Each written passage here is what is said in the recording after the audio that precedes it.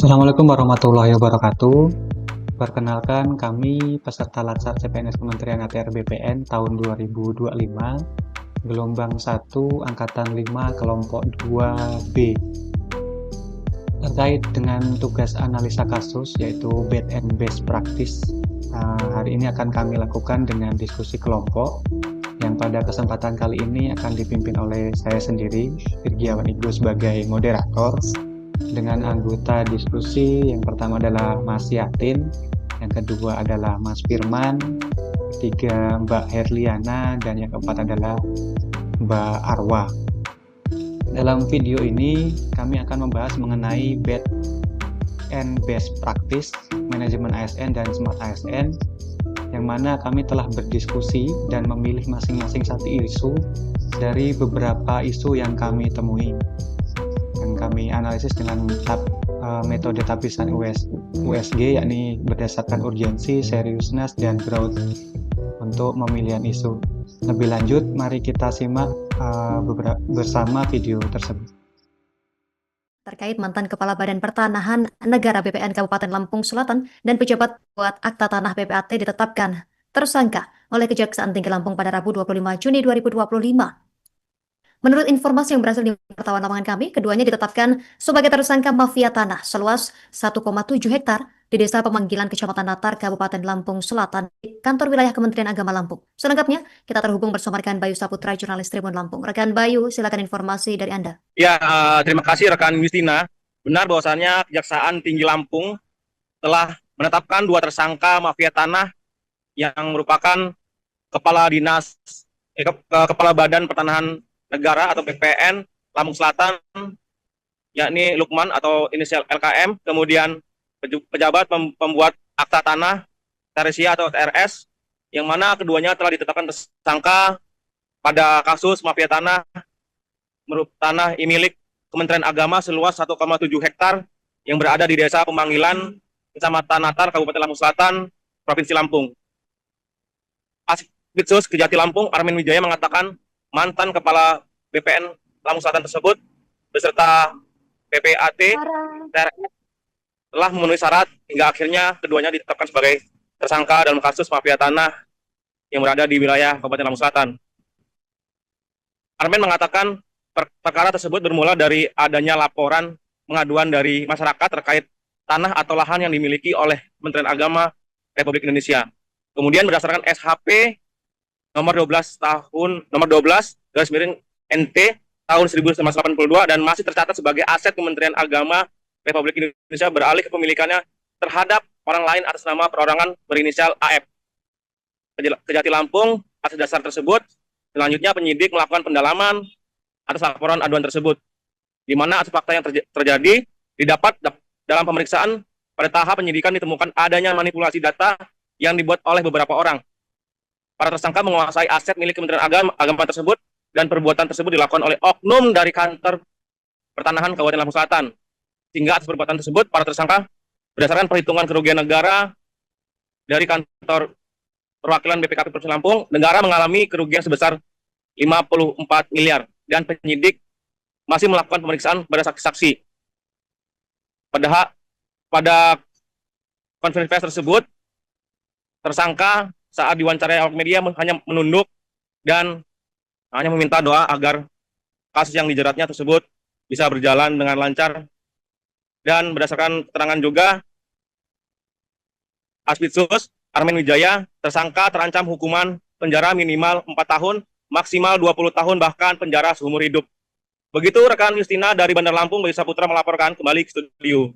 Terima kasih rekan Bayu Saputra, jurnalis Tribun Lampung. Kami nantikan informasi terbaru. Selamat bertugas kembali. Pemirsa, melengkapi informasi dari wartawan lapangan kami, berikut keterangan Armin Wijaya Kejati Lampung selengkapnya. Pada hari ini menyampaikan perkembangan penanganan perkara dugaan tindak pidana korupsi penerbitan hak atas tanah di atas sertifikat hak pakai nomor 12/NT/1982 yang berada di Desa Pemanggilan, Kecamatan Natar, Kabupaten Lampung Selatan, Provinsi Lampung. Bahwa pada hari ini tim penyidik melakukan pemeriksaan terhadap saudara LKM selaku Kepala BPN Kabupaten Lamsel tahun 2008 dan saudara TRS selaku PPAT di Lampung Selatan.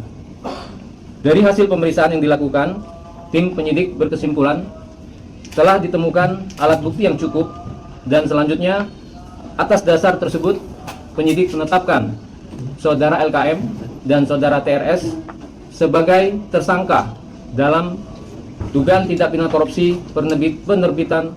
Download Tribun X sekarang, menghadirkan lokal menjadi Indonesia.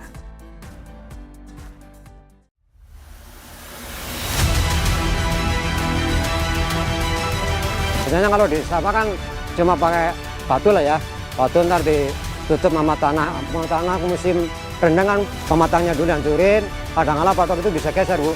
Oh, insya Allah ya, dengan adanya pemasangan patok yang permanen seperti ini bisa menjaga batas tanah yang saya miliki.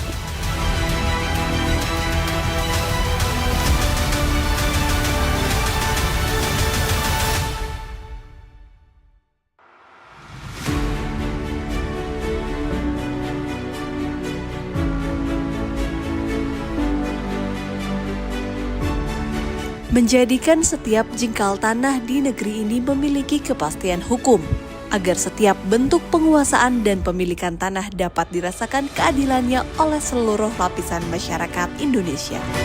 Untuk mewujudkannya, kami hadir membingkai negeri melalui program pendaftaran tanah sistematis lengkap. Setiap jengkal tanah siap kami daftarkan. Tentu tak mudah mewujudkan mimpi ini. Partisipasi masyarakat menjadi kunci, berjibaku bersama untuk mewujudkan cita-cita mulia. Sebagai upaya percepatan, kami canangkan gerakan masyarakat pemasangan tanda batas atau gema patas.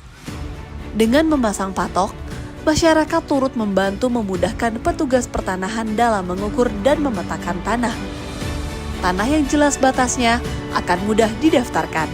Melalui gema patas, kami harapkan masyarakat lebih aktif menjaga dan merawat tanahnya.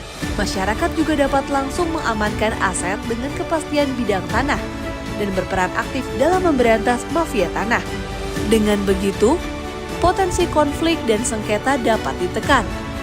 Mari bersama berpartisipasi dalam pelaksanaan PTSL untuk mewujudkan Indonesia lengkap. Ayo pasang patok tanahmu. Pasang patok, anti cekcok, anti caplok.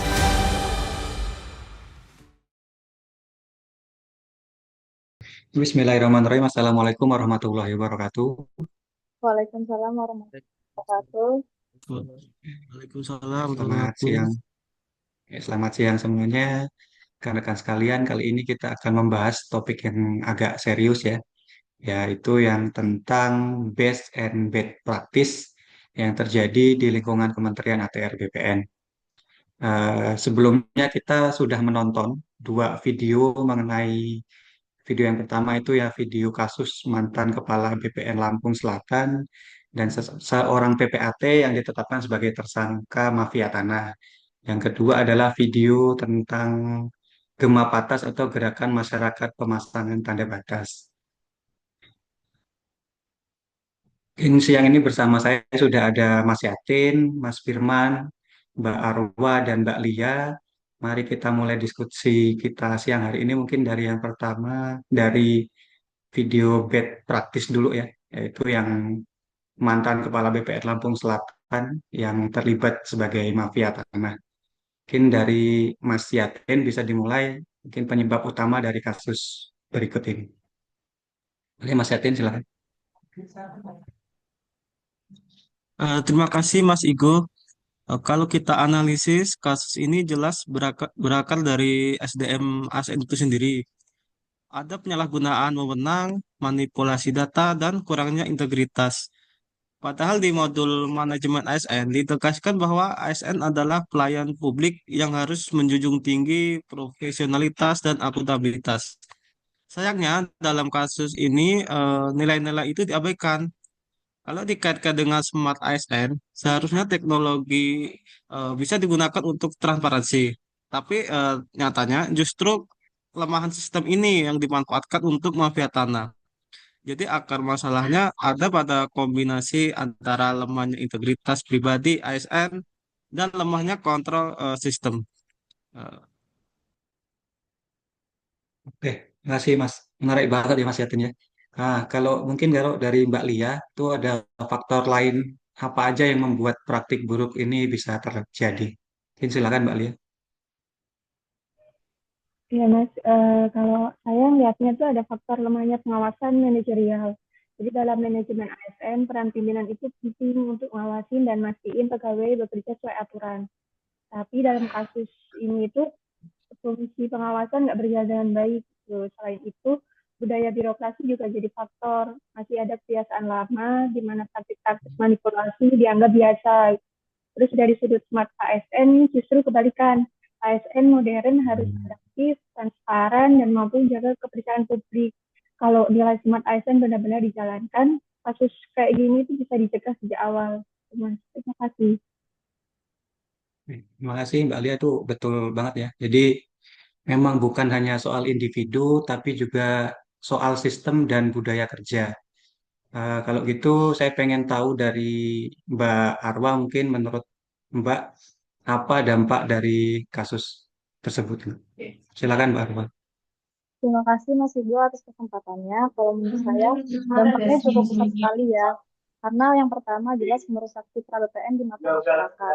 Nah, ASN yang seharusnya melayani dengan profesional malah jadi aktor dalam mafia tanah. Yang kedua, kepercayaan publik berkurang. Kalau masyarakat sudah tidak percaya, maka setiap layanan kita akan selalu dicurigai. Lalu dari sisi manajemen, dampak ini menunjukkan bahwa pelanggaran individu bisa menyeret reputasi organisasi. Sedangkan dalam smart ASN, ini jadi tamparan keras. Nah, di mana ASN harus jadi agen perubahan, malah agen kerugian. Nah, tanpa integritas, sehebat apapun sistem digital yang dibangun, masyarakat tetap akan meragukan. Sekian, Mas. Terima kasih.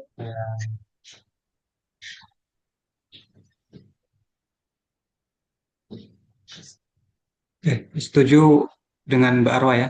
Mungkin dari Mas Firman ini mau dengar pendapatnya gimana nih melihat kasus ini dalam konteks smart ASN dan manajemen ASN. Mas Firman, dipersilakan. Terima kasih Mas Igo.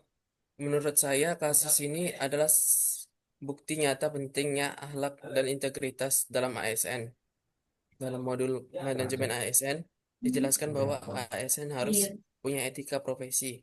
Begitu etika hilang, maka muncul tindakan-tindakan koruptif.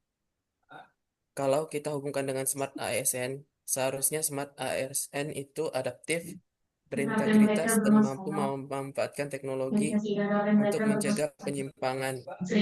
Tapi dalam kasus ini malah sebaliknya.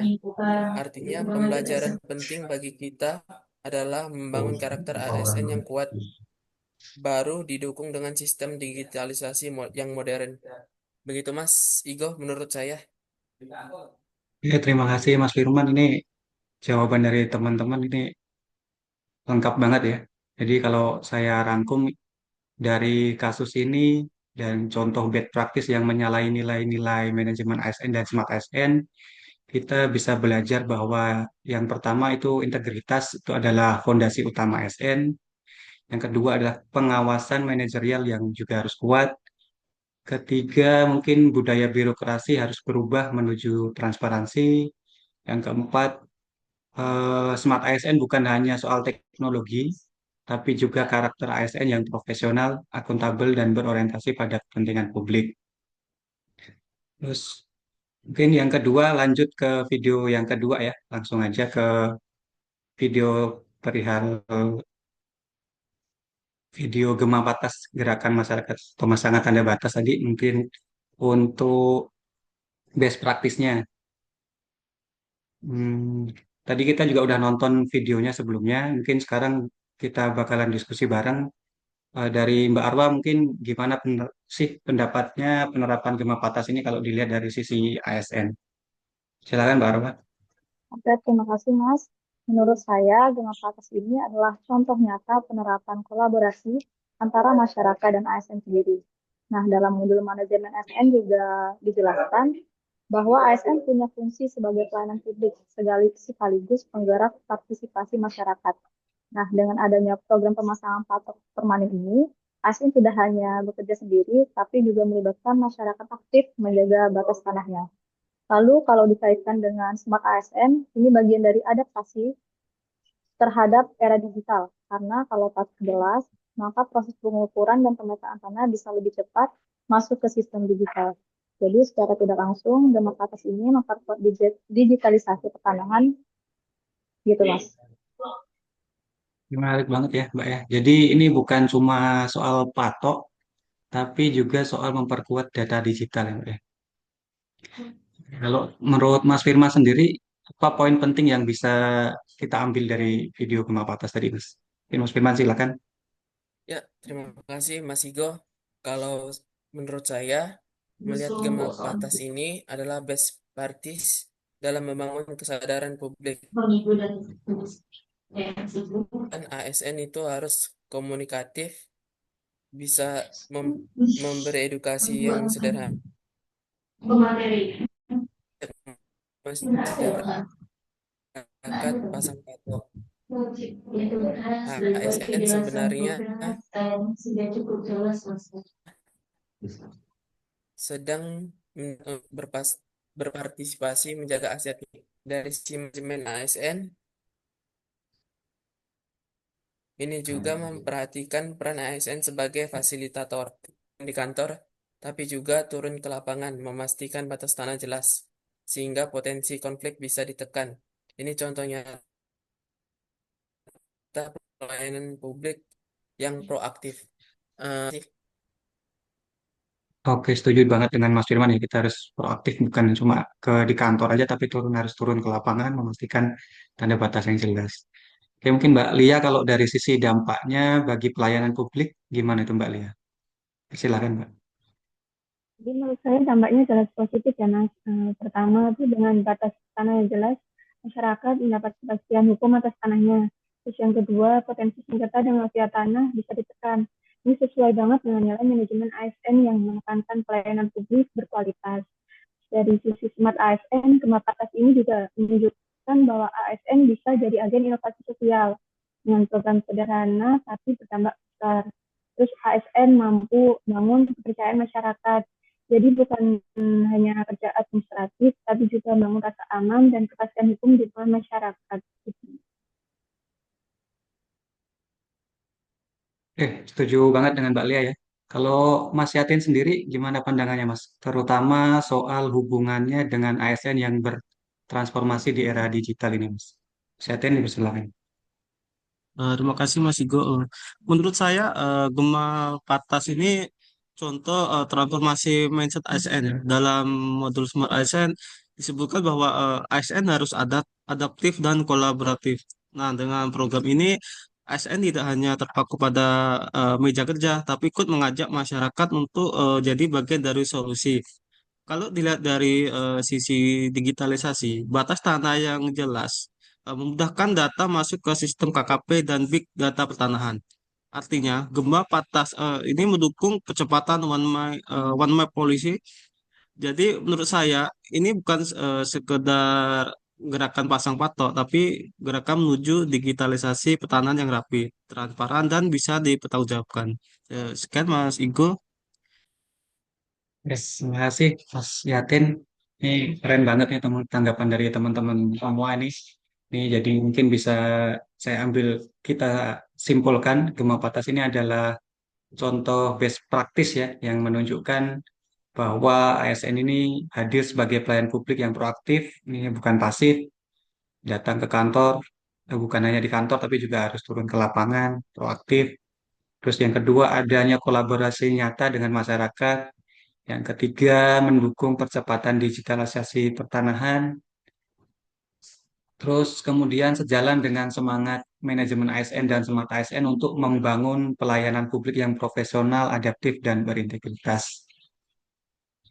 Mungkin itu aja Mas ya, diskusi kita pada siang hari ini. Mungkin ada yang ditambahkan dari teman-teman. Cukup ya? Ya cukup. Cukup Mas ya. Cukup, terima kasih. Terima kasih teman-teman. Semoga diskusi ini bisa jadi refleksi bagi kita semua supaya kita ke depan kita bisa bekerja lebih profesional dan berintegritas.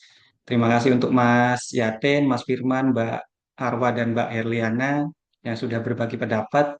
Sampai Jumpa lagi di kesempatan yang lainnya. Terima kasih. Wassalamualaikum warahmatullahi wabarakatuh. Waalaikumsalam warahmatullahi wabarakatuh.